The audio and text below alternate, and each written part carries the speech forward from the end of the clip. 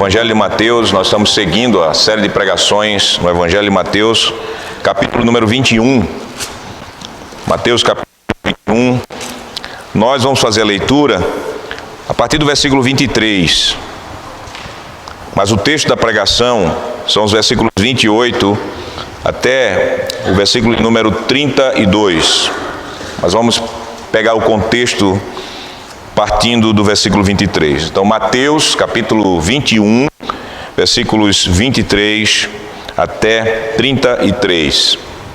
A palavra do Senhor diz: Tendo Jesus chegado ao templo, estando já ensinando, acercaram-se dele os sacerdotes e os anciãos do povo, perguntando: Com que autoridade fazes estas coisas? E quem te deu essa autoridade? E Jesus lhes respondeu: Eu também. Se me responderdes, também eu vos direi com que autoridade faço estas coisas. De onde era o batismo de João? Do céu ou dos homens? E discorriam entre si. Se dissermos do céu, ele nos dirá: Então, por que não acreditastes nele? E se dissermos dos homens, é para temer o povo, porque todos consideram João como profeta. Então responderam a Jesus: Não sabemos. E ele por sua vez, nem eu vos digo com que autoridade faço estas coisas. Agora o texto da nossa pregação, versículo 28 até 33. E que vos parece? Um homem tinha 2 filhos. Chegando-se ao primeiro, disse: Filho, vai hoje trabalhar na vinha. Ele respondeu: Sim, Senhor. Porém não foi. Dirigindo-se ao seu segundo, disse-lhe a mesma coisa. Mas este respondeu: Não quero. Depois, arrependido, foi. Qual dos dois fez a vontade do Pai? Disseram: O segundo. Declarou-lhes Jesus: Em verdade vos digo que publicanos e meretrizes vos precedem no reino de Deus. Porque João veio a vós outros no caminho da justiça e não acreditastes nele, ao passo que publicanos e meretrizes creram. Vós, porém, mesmo vendo isto, não vos arrependestes, afinal, para acreditardes nele. Amada congregação de nosso Senhor Jesus Cristo, nós devemos lembrar que o contexto dessa passagem é a quarta-feira da paixão. Então Jesus Cristo, ele está poucos dias antes da sua crucificação e morte na cruz. Ele já havia feito um verdadeiro rebuliço em Jerusalém. Ele já havia purificado o templo, ele já havia de fato sido ovacionado e reconhecido por pais e filhos como o filho de Davi, o rei.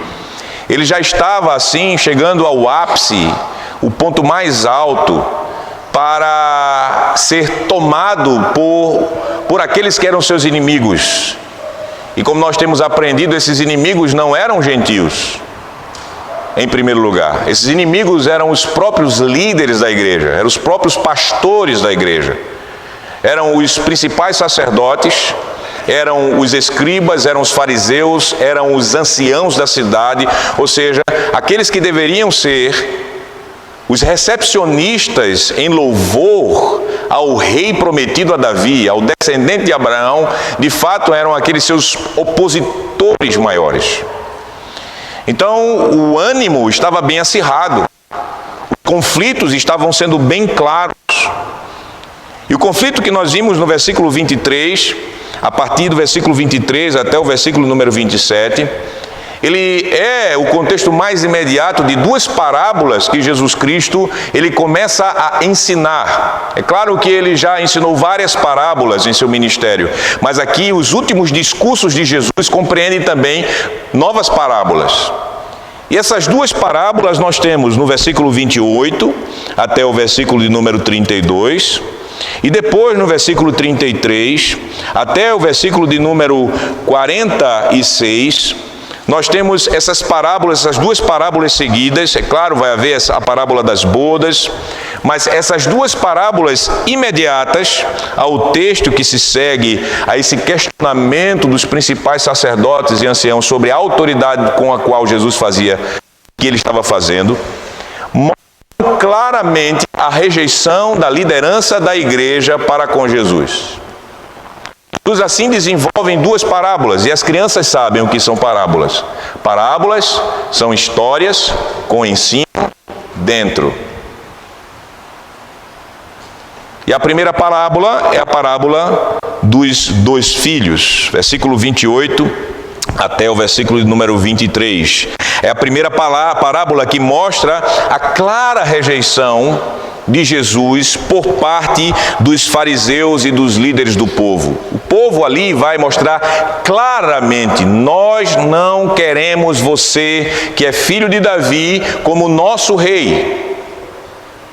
E aí Jesus desenvolve a parábola. Jesus ele conta uma história, uma ilustração que tem um ensino para nós dentro dele. E essa parábola é uma parábola simples. Ela fala de um homem que tem dois filhos, a quem ele, de fato, está convidando esses filhos para trabalharem em sua vinha. E eu vou seguir a ordem que está em português, porque a ordem que está em grego é inversa. Mas para não confundir as crianças, eu vou manter a ordem que está aqui no português.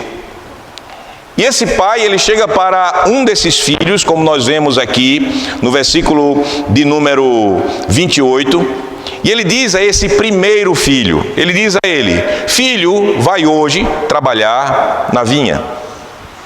Vocês sabem o que é vinha, né? Uma plantação de uva. E vocês sabem muito bem que é um trabalho muito duro você trabalhar em uma plantação de uva, em uma vinha. É um trabalho de trabalhar a terra, é um trabalho possivelmente de cortar os ramos que não estão sendo frutíferos. É um trabalho duro, é um trabalho abaixo do sol, é um trabalho árduo. E eu não sei a idade desses filhos, sei que eles viviam com os pais. E quem é pai sabe muito bem que muitas vezes em certas idades os seus filhos, quando você chega para o seu filho e diz: olha filho, vai lavar os pratos, ou filha, vai lavar os pratos, a filha chega e diz assim: ah, ô filho, estou com vontade, papai. Vontade é algo que de fato a gente tem que trabalhar para se submeter àqueles que Deus colocou sob autoridade, como autoridade sobre nós. Porque desde a queda a gente sabe muito bem que viver debaixo de autoridade é para nós difícil. E veja que dentro da cultura isso é possível, dentro da cultura do povo de Deus. O pai chegou para esse primeiro filho e disse: vai filho, hoje trabalhar na vinha. Mas esse primeiro filho, ele parecia estimulado. Ele disse: sim, Senhor. Versículo 29, ele diz assim: ele respondeu: sim, Senhor. No grego a palavra é até mais forte. Ele fala: eu, Senhor. Não é só sim, é eu, Senhor. Sabe quando você chega para o soldado, e aí você chega para o soldado e diz assim: eu quero um voluntário. Ele fala: eu, Senhor. Poxa, né? Imagine você olhando essa resposta, você vai dizer que esse filho aí, ele estava com toda empolgação. Ele não era aquele filho que eu falei a vocês que quando o pai e a mãe dizem assim: olha, vai ali na loja, vai no mercado, vai lavar os pratos, ele vai dizer: eu não quero. Esse, pelo contrário, ele disse: eu quero, sim, Senhor, eu vou, agora eu vou. Mas veja que Jesus ele quer chamar a atenção, porque no modo como foi construído em português, nós vemos que esse que estava tão pronto em sua palavra, tão impetuoso em dizer ao seu pai que de fato estava pronto, com prontidão para ir obedecer ao seu pai, o que é que o versículo 29 da parábola diz? O que é que ele fez? Ele foi fazer isso? Não. O texto diz: ele não foi. Parece um balde de água fria, né? O filho empolgado, o filho com palavras tão bonitas de obediência, terminou não indo. Então Então Jesus Cristo, ele mostra esse contraste e ele agora vai falar de um segundo filho. Versículo de número 30, o texto nos diz que, dirigindo-se o homem ao segundo filho, disse exatamente a mesma coisa. O quê? Filho, vai hoje trabalhar na vinha? Mas este segundo filho, qual foi a resposta dele? A resposta dele: não quero. Isso é forte. Não quero, de modo nenhum, pai. Eu não estou com um pingo de vontade para ir. É aquele filho que você tá, eu acho que talvez é um milagre você ter filhos que digam sim e façam, né? E vai fazer aquilo que diz e que quer fazer. Mas esse aqui, ele disse: eu não tenho nenhuma vontade, não tenho um pingo de vontade de fazer isso, de trabalhar na vinha, pai. Eu não tenho nenhum pingo de vontade.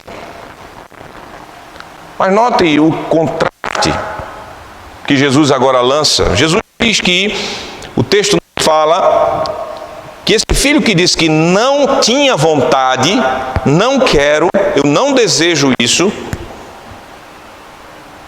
passado-se um tempo, ele se arrepende e ele vai para a vinha. Eu acredito que as pessoas que estavam ouvindo essa parábola pela primeira vez, os anciãos e os principais sacerdotes, os discípulos que estavam ao redor de Jesus, aqueles mais imediatos, ficaram assim, feito vocês estão olhando para mim. O que é que ele quer dizer com isso?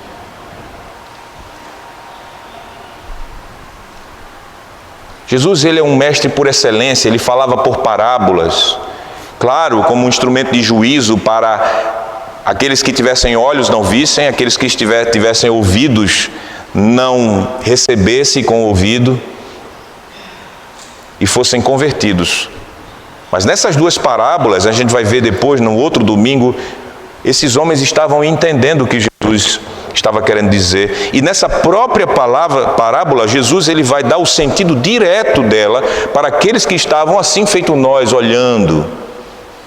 Porque notem, a pergunta de Jesus é óbvia demais. Jesus, ele pergunta no versículo 31 àqueles homens que estavam ali questionando a autoridade deles, diante do povo que estava assistindo aquele debate. Jesus, ele diz: qual dos dois fez a vontade do Pai? A resposta óbvia, obedecendo o texto aqui em português, é o segundo. O segundo. Apesar do segundo de imediato chegar e dizer: eu não tenho vontade, eu não quero ir. Depois de um tempo matutando a resposta que ele deu ao seu pai, depois dele pensar bem como o seu pai, que é a autoridade sobre ele, o sustentador de sua vida, aquele que estava cuidando dele, aquele filho tinha o dever de honrar por seu pai e sua mãe serem o meio pelo qual Deus deu vida e deu sustento a eles até aquele momento. Aquele filho, depois de matutar, pensar, ele teve um remorso em seu coração.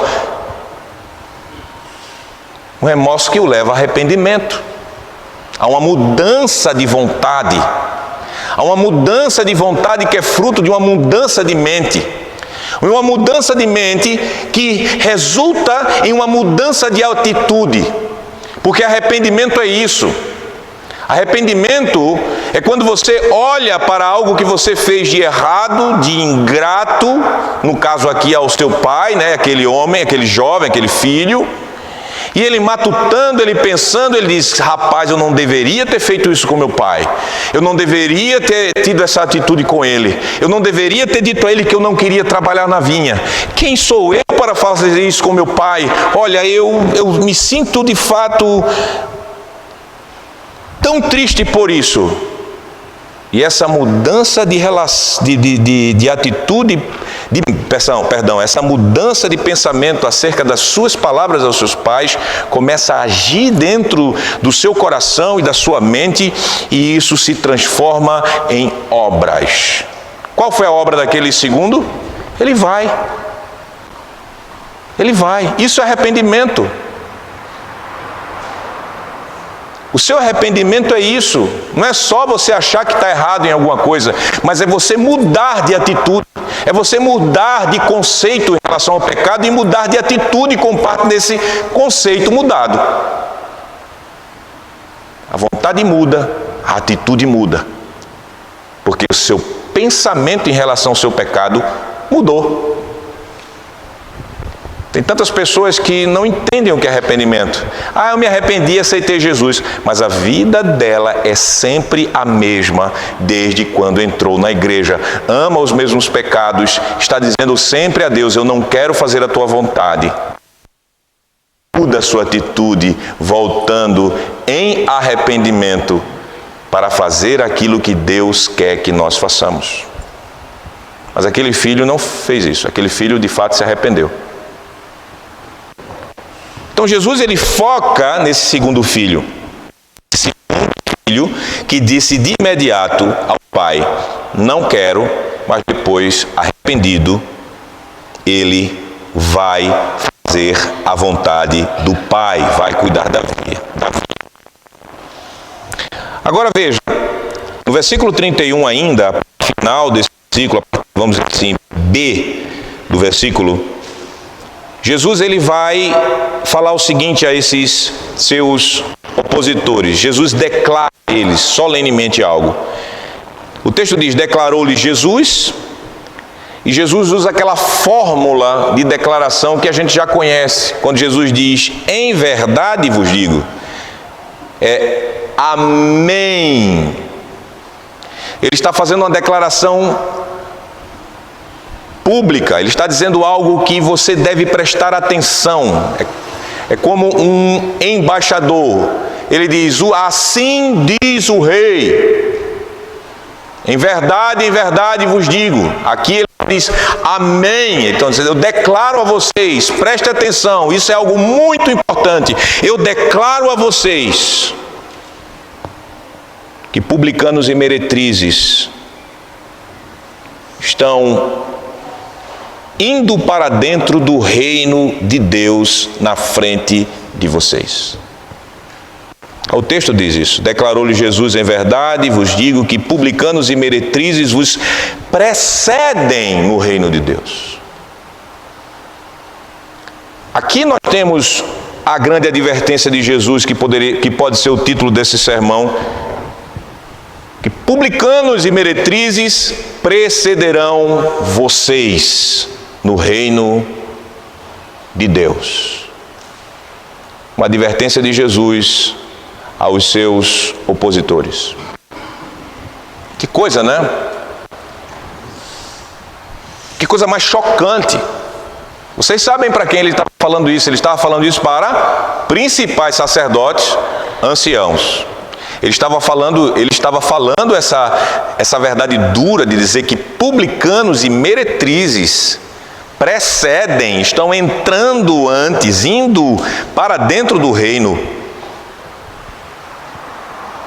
A esses sumos sacerdotes e a esses anciãos de Israel, o reino de Deus, o reino que o Senhor já vem falando desde o Antigo Testamento pelos profetas, quando ele vai subjugar todos e fará o seu povo reinar com ele sobre as nações. Um tema preciosíssimo. Neste reino estão entrando as pessoas mais execráveis para a sociedade judaica. Quem eram essas pessoas mais execráveis? As pessoas mais desprezíveis, as pessoas mais marginalizadas? Publicano e prostitutas. Meretrizes aqui é prostitutas. Os publicanos vocês já conhecem, porque eu já falei várias vezes, eu só lembro.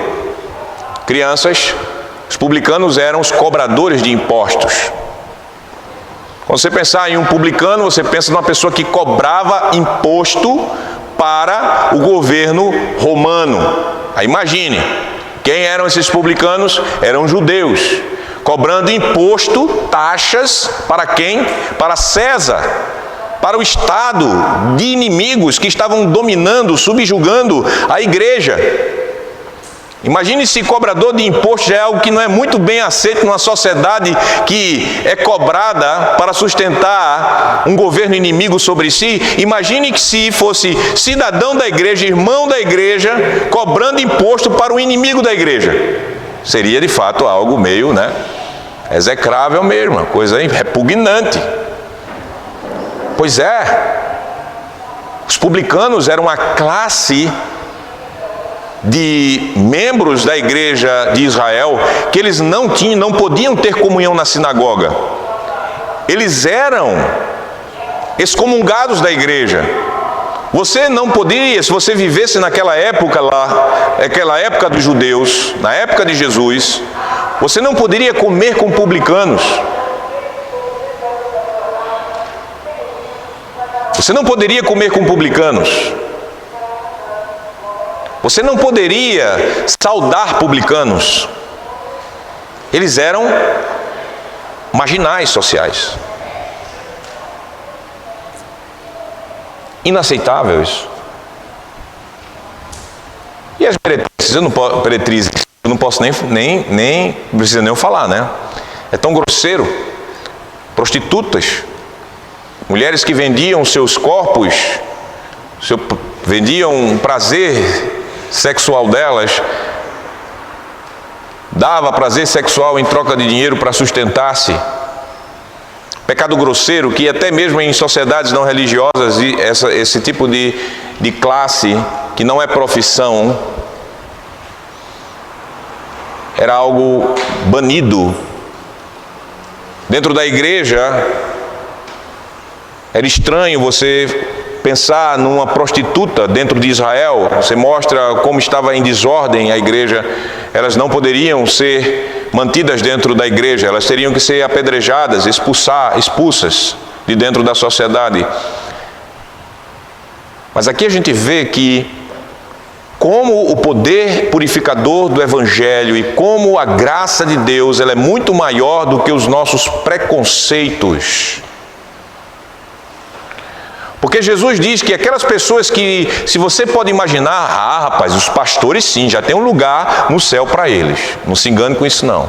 Mas é a tendência, Quando a gente não entende o Evangelho, a gente pensa assim, porque o cara é um pastor, porque o cara, ele é um religioso, aquela pessoa, porque é tão digna, ela é tão pautada, tem uma vida moral tão de acordo com a moralidade social, ela não rouba, ela não trai a sua esposa, ela de fato não matou ninguém, ela não fuma, ela não bebe, aquilo ali já tem um lugar no céu, Mas um cobrador de imposto que faz extorsão, um agiota estatal, esse aí já vai para o inferno, não quer nem saber, ele vai para o inferno. E aquela prostituta, essa daí nem pensar, essa daí ela deu trabalho para aquela família, ela destruiu aquela família.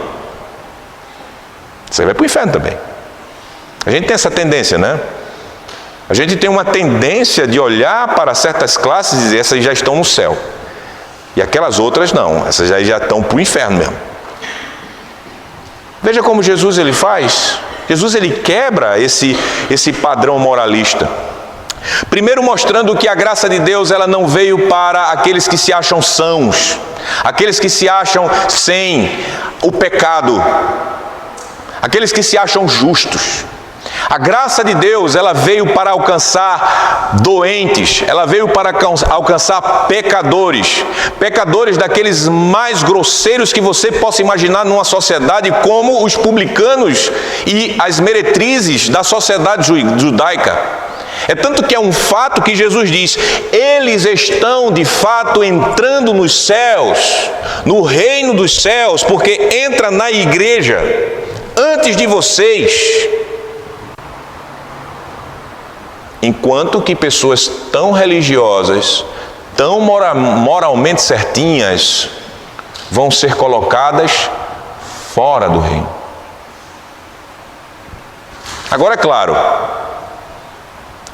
esses publicanos e essas meretrizes, elas precedem os religiosos e pastores da igreja da época, não porque são marginalizados, não é porque eles são minoria, como hoje em dia, Hoje em dia nós vivemos a ditadura da minoria. homossexuais, prostitutas. Posso nem dizer que mulher é minoria, porque não é, né? Eles têm direitos especiais e por isso são quase uma classe que vai salvar o mundo. Não é por isso. Mas esses publicanos e essas meretrizes são aqueles que se arrependeram com a pregação do Evangelho anunciada por João. Enquanto que esses religiosos que não entrarão no reino dos céus são aqueles que não se arrependeram mediante a fé no Evangelho pregado por João. Jesus, ele deixa isso, veja, ele vai falar, versículo 32, o porquê publicanos e meretrizes estão entrando antes no céu, no reino dos céus, ou no reino de Deus, que é a mesma coisa. O texto diz, versículo 32, porque João veio a vós outros no caminho da justiça e não acreditastes nele, ao passo que publicanos e meretrizes creram.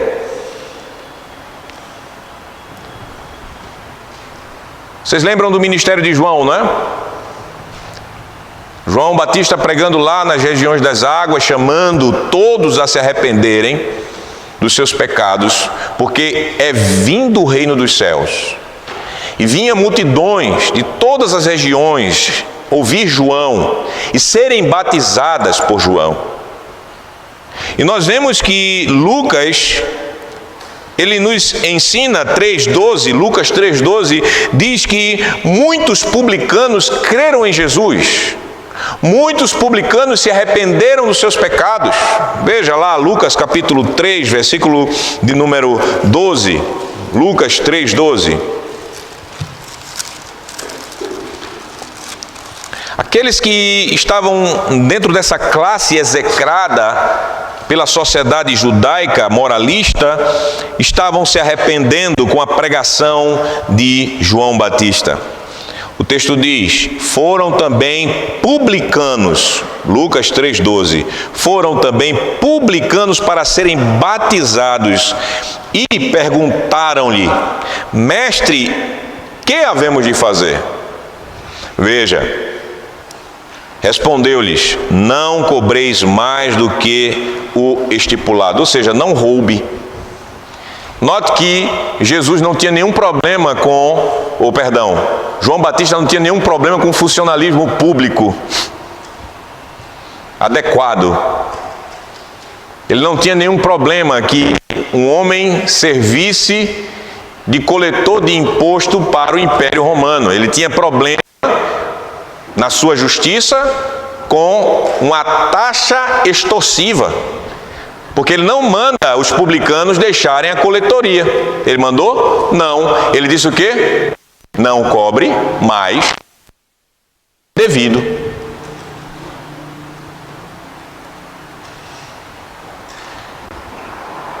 Então nós notamos que publicanos criam em Jesus, criam na pregação de João Batista, que pregava aquele que havia de vir, que pregava aquele que era o Cordeiro de Deus que tira o pecado do mundo, que pregava e chamava essas pessoas ao arrependimento, porque aquele que havia de vir era mais poderoso do que ele. Ele batizava com água para o arrependimento, mas aquele que havia de vir, que era Jesus, ele batizava não só com o Espírito Santo, mas ele batizava com fogo. Ele batizava com o Espírito Santo os crentes, aqueles que se dobrassem a ele como Senhor, mas batizaria também com fogo as víboras, as raças de víboras, os líderes falsos, fariseus, homens que não creriam nele. João Batista pregou. Lembre-se que eu disse, né? João Batista não fez um milagre sequer. A Bíblia não diz que João Batista operou um milagre sequer. Ele só pregou em uma pregação que eu acredito que ele não receberia lugar na maioria dos púlpitos das igrejas dos nossos dias. Uma pregação tão convidativa aos pecadores, dizendo, arrependei-vos, raças de víboras. Quem vos ensinou a fugir da ira vindoura? Vocês pensam que vão escapar disso? Veja que pregador tão politicamente correto, né?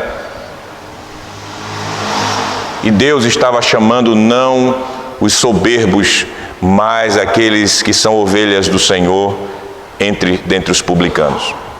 Voltando lá para Mateus, nós vemos assim que não só publicanos, mas meretrizes. Nós não temos relatos nos evangelhos de meretrizes, prostitutas que se converteram. Nós temos de mulheres adúlteras que foram convertidas. Nós temos de uma mulher que era repudiada, como aquela samaritana, mas nós não temos relatos, além deste, de meretrizes, de prostitutas se arrependendo, mas somente esse já é suficiente. Somente esse já é suficiente, e no plural, meretrizes, prostitutas, estavam sendo levadas à salvação em Jesus Cristo. Por quê? Porque elas creram na pregação de João. Elas foram crentes. Veja que a justificação de fato é por meio da fé, não pode ser por obras. Publicanos que extorquiam pessoas não poderiam ser salvos. Prostitutas podem ser salvas por obras? Não. E as obras que elas fizeram? Só é a partir da conversão? Também não. Mas isso é o poder, é a graça de Deus. Ele escolheu pecadores mais terríveis, como eu e você, como publicanos e prostitutas, para serem súditos dele no reino. Não existe pecado escuro suficiente que o sangue de Jesus não possa lavar. Não existe pecador que esteja tão enfiado em pecado que de lá o Senhor não possa arrancar e salvar. Não existe de fato uma classe de execrados de uma sociedade que o Evangelho não possa transformar e colocá-los em um status de filho de Deus. O Senhor Jesus é gracioso, o dono do reino é gracioso, e Ele adverte aqueles que se acham justos aos seus próprios olhos, negando o Evangelho, dizendo: olhe, publicanos e meretrizes vão entrar no reino dos céus, e estão entrando aqui no caso, mas você que é uma pessoa que está se satisfazendo em sua posição religiosa, você que confia em você mesmo para a sua salvação, você que nega o Evangelho de Jesus e se satisfaz na sua posição e no seu status social e religioso, você ficará de fora do reino. Advirto você a isto. É isso que ele está dizendo.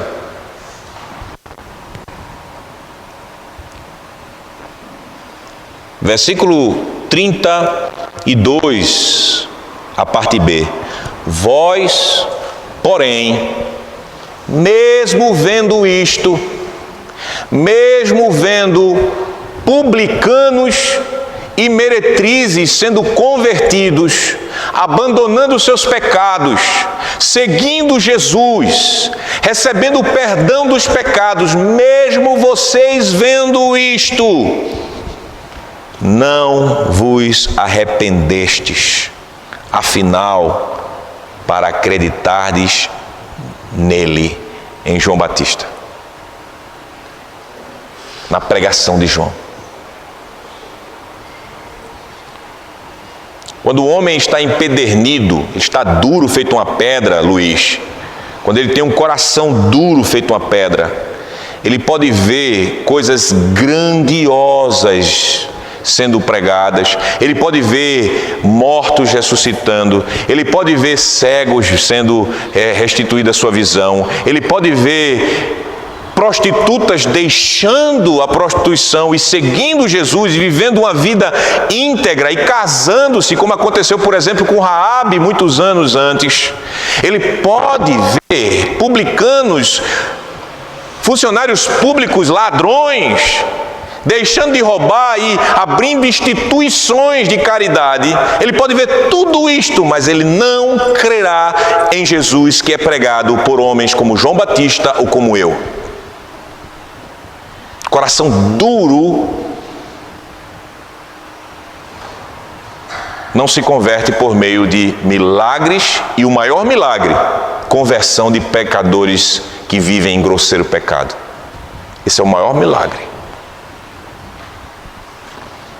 É um milagre tão grande quanto uma ressurreição, um publicano e uma meretriz chegar ao arrependimento. É um milagre tão grande quanto abrir os olhos de um cego de nascença. É um milagre tão grande quanto um mudo e surdo de nascença passar a falar e ouvir. É um milagre gigantesco quanto o milagre da criação. Um coração duro não se converte em ver pessoas se convertendo. É duro.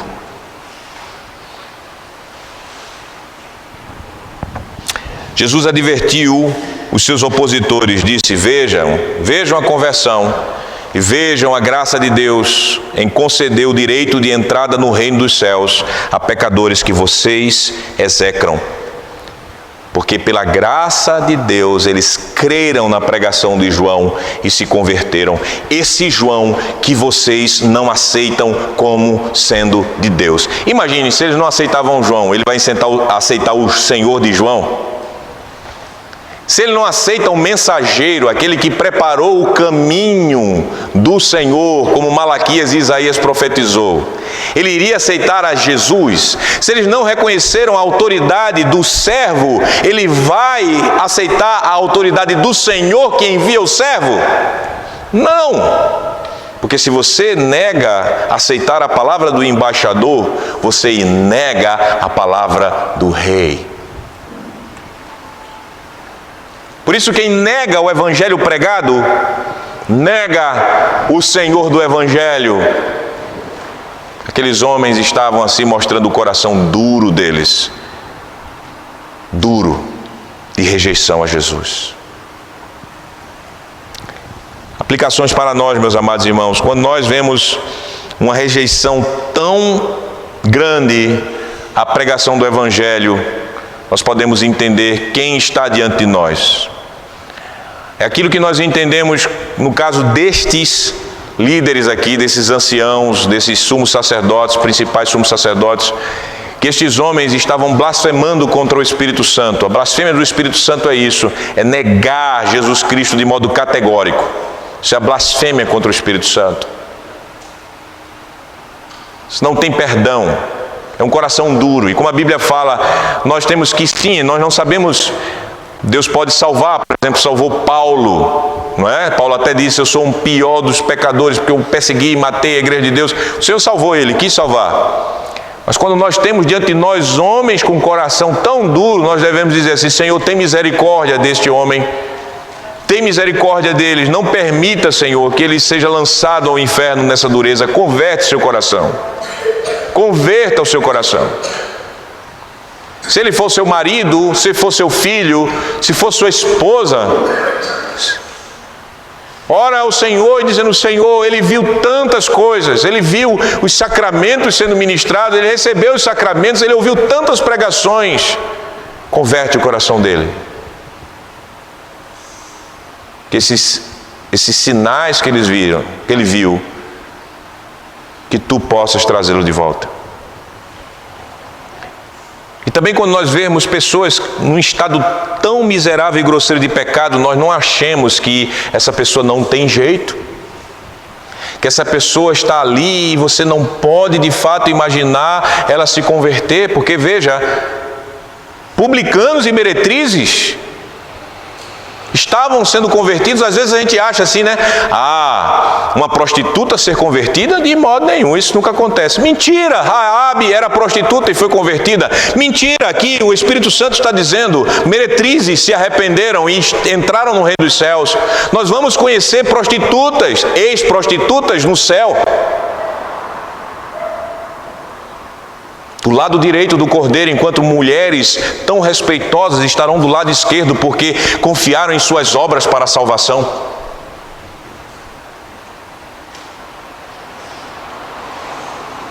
Veja, não há pecador que não seja alcançado e lavado com o sangue de Jesus, a não ser aqueles que eu já falei, os reprovados, que o Senhor diz: eu não irei perdoar esses. Mas os demais, veja o que acontecia com a igreja em Corinto. Corinto, capítulo número 6, 1 Coríntios, capítulo número 6, nós vemos, 1 Coríntios, capítulo número 6, o apóstolo Paulo, ele exortando os crentes a não se associarem a falsos irmãos que se diziam crentes, mas queriam conduzir outros à impureza. Paulo diz: esses daí você não se junte com eles. Dentro da igreja tem falsos crentes, tem irmãos impuros. Não pense que todo mundo que entra na igreja está no céu. Mas veja o que o apóstolo Paulo ele diz, 1 Coríntios 6, versículo 9, ele diz: que os injustos não herdarão o reino de Deus. Não vos enganeis, nem impuros, nem idólatras, nem adúlteros, nem efeminados, nem sodomitas, nem ladrões, nem avarentos, nem bêbados, nem maldizentes, nem roubadores herdarão o reino de Deus. Ninguém que ama esses pecados e vive nesses pecados pode ter chance de achar que vai entrar no reino de Deus. Se ama, não se engane. Agora veja a condição de muitos crentes ali em Corinto. Versículo número 11. Tais fostes alguns de vós. Pastor, quer dizer que entre os crentes ali em Corinto tinha prostitutos, idólatras, avareza, idolatria, os publicanos eram muito avarentos, adúlteros, homossexuais, efeminados, pedófilos, os sodomitas. Haviam ladrões, haviam avarentos, haviam bêbados, pessoas entregues ao álcool e à idolatria do álcool por qualquer motivo, seja por querer escapar e achar que o álcool é o seu Deus, ou por má mordomia do dom da bebida alcoólica. Haviam pessoas que viviam reclamando da vida, maldizentes, blasfemadores, haviam roubadores, pessoas que usavam de extorsão, havia todo esse tipo de pecador. Alguns de vocês foram isto. Imagine se abrisse o livro de nossas vidas e nós aqui fôssemos revelados com aquilo que nós éramos antes de Cristo nos salvar. Eu não queria que isso acontecesse comigo. O texto diz: tais fostes alguns de vós. Mas, veja, tem um porém aqui: mas vós vos lavastes, mas fostes santificados, mas fostes justificados em o nome do Senhor Jesus Cristo e no Espírito do nosso Deus.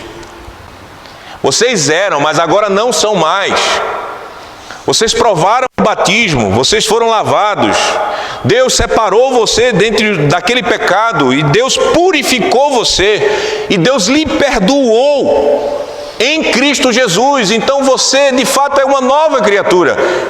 Você não é mais pertencente àquelas velhas impurezas, àquelas velhas idolatrias, ao seu velho adultério, ao seu homossexualismo, as suas bebedices, as suas roubalheiras, a sua idolatria de avareza, a sua língua blasfemadora e reclamadora, a sua tendência de querer tirar vantagens em prejuízo do seu próximo.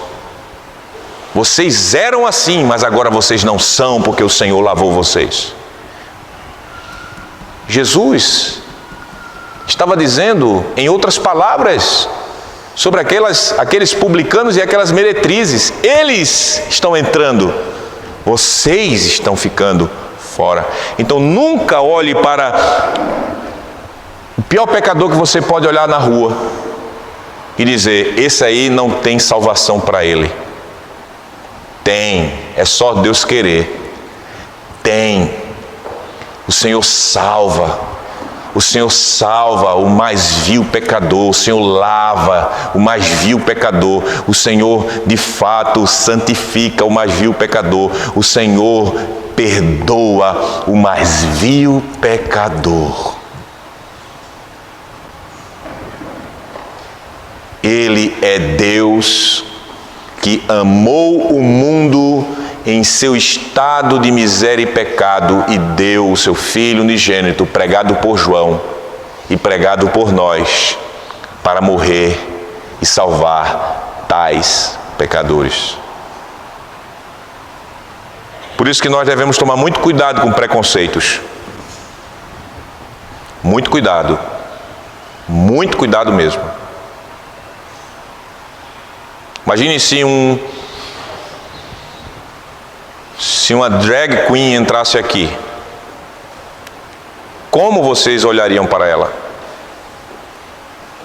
Imagine se uma prostituta entrasse aqui, ou uma lésbica entrasse aqui, como vocês reagiriam para ela? Divorciados, como vocês reagiriam?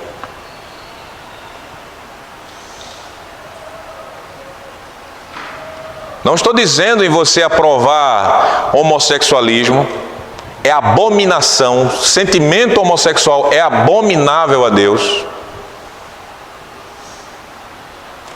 A prostituição é abominável a Deus. Fornicação, você ter relação sexual com seu namorado antes do casamento, é abominação a Deus. Divórcio é abominação a Deus. Divórcio não bíblico é abominação a Deus. Idolatria é abominação a Deus. Bebedice é abominação a Deus. É claro que às vezes bêbados tentam entrar aqui, a gente tem um diácono que consegue botar eles para fora, mas para não atrapalhar o culto, não porque ele estava bêbado em si. Se ele for bêbado e ficar quietinho aí, deitado até ali no chão, quietinho, sem ficar dando glória para atrapalhar o culto, ele pode ficar para ouvir o evangelho. Bebedice é abominação a Deus, alcoolismo é abominação a Deus, porque Deus não admite que a criação domine a nós que somos o seu povo e a criatura que deve ser a sua imagem. Essas coisas são abomináveis, nós não devemos aceitar e não devemos mudar um só milímetro das ameaças do Evangelho àqueles que amam e vivem nesses pecados. Mas eu estou falando de outra coisa, estou falando de nós termos preconceito em não levar o Evangelho a essas pessoas, em não recebê-las, em não falar com elas, em não abraçá-las até, porque elas são dessas classes de pecado. São essas pessoas que precisam do Evangelho. São publicanos e meretrizes que precisam do Evangelho. Eu e você, pela graça de Deus, fomos justificados já e precisamos do Evangelho sim. Mas pela graça de Deus já estamos no reino de Deus. Mas não podemos, por nossos preconceitos, criar classes inalcançáveis por nossos preconceitos, inalcançáveis pelo Evangelho, inalcançáveis porque nós repudiamos. Não estou dizendo você ter amizadezinha com gay, não. Não estou dizendo você ter amizadezinha com a sua amiguinha prostituta de universidade, não. Amizade é uma coisa, mas você sentar e falar o Evangelho é outra. E dizer a essa pessoa: te arrepende, você está no caminho do inferno, eu estou aqui para te ajudar com o Evangelho. Eu não aceito tuas obras, mas eu, de fato, quero que você, em Cristo, abandone o seu pecado e viva para Deus. Estão compreendendo?